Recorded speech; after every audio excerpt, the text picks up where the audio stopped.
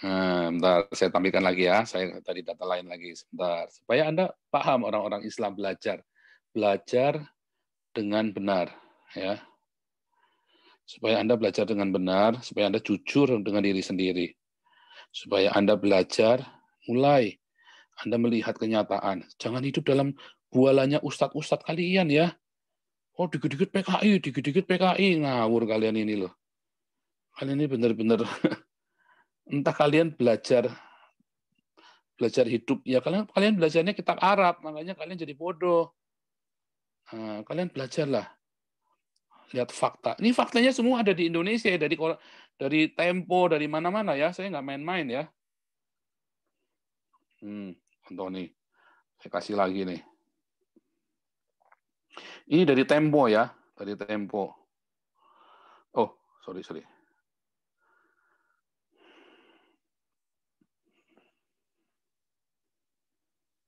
Oke. Lihat. Kelihatan nggak? Versi Komnas ini dari Tempo ya. Saya ambil dari Tempo. Ini sumbernya ini nih. Bentar. Sumbernya saya ambil dari Tempo ini ya. Nah, saya cuma ambilkan supaya Anda bisa melihat dengan cukup jelas. Lihat. Oh, kok ini sih? Sebentar ya.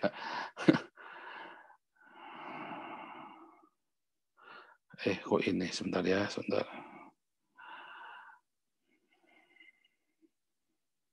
Nah, lihat ya, dari Tempo, tahun 2016 ya, 18 April. Berapa sebenarnya korban pembantaian Pasca G30S 1965 ya. Saya ambil dari sini, nanti Anda bisa lihat ya. Nah, ini saya ambil, saya capture. Versi Komnas HAM itu 500.000 sehingga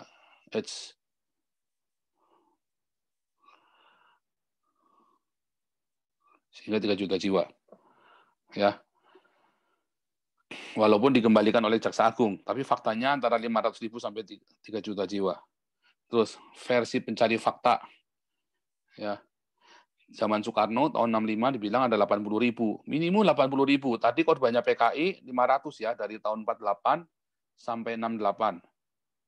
Itu ada 500 Islam, 500 orang Islam.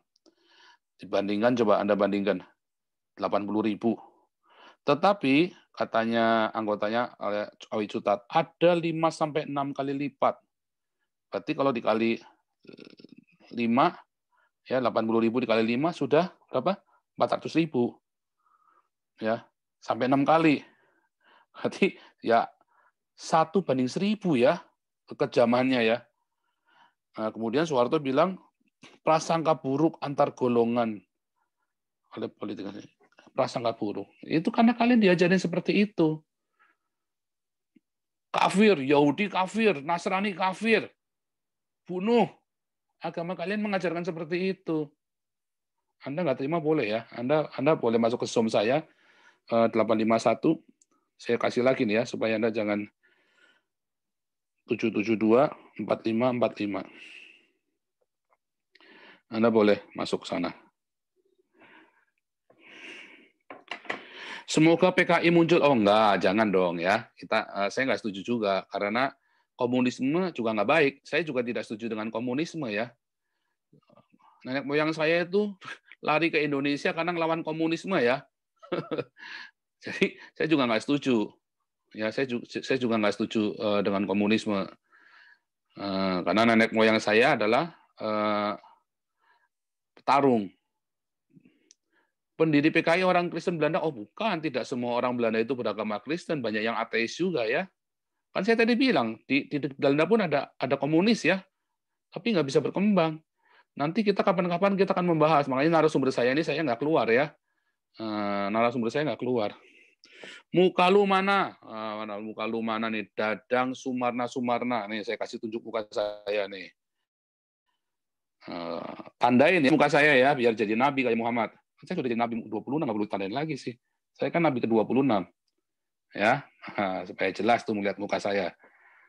Ya. Jadi salah Anda kalau berkata bahwa para pemberita Injil ini adalah PKI. Jelas kekristenan itu dianiaya di Cina. bahkan dipenggal ya, ada yang dipenggal, dicabutin kukunya. Teman saya bawa Alkitab ke Cina, ketahuan, dipenggal loh, teman-teman saya ini. Pemerintah Cina lebih terbuka terhadap Islam. Kalau Uighur, karena Uighur itu dia memisahkan dari Cina, makanya nggak boleh. Ya, lihat, orang-orang Uighur itu banyak yang jadi teroris, ketangkep kan di Poso kan. Teroris Poso itu orang-orang Uighur loh. Jadi Anda harus harus bedakan. Tapi Cina orang Islam di Cina yang lain, di Xi'an, boleh, masjidnya gede-gede. Bagaimana dengan Kristen? Selama nurut boleh, tetapi lebih banyak Kristen bawah tanah. Mereka banyak lari ke Belanda. Mereka lari karena mereka Kristen bawah tanah, ketahuan. Falun Gong Kristen itu nggak boleh di Cina.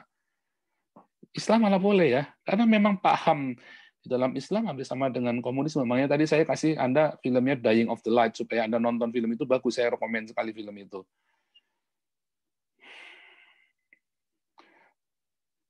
Partai komunis di Eropa nggak bisa berkembang. Nggak bisa. Tapi kalau di Palestina, ya, di Syria, di Irak, justru berkembang ya. Di Turki apalagi. Di Turki, ya, berkembang justru di Afghanistan. Saya kemarin kan cerita Ayatollah Khomeini bisa jadi bisa memimpin Iran itu yang dukung Partai Komunis.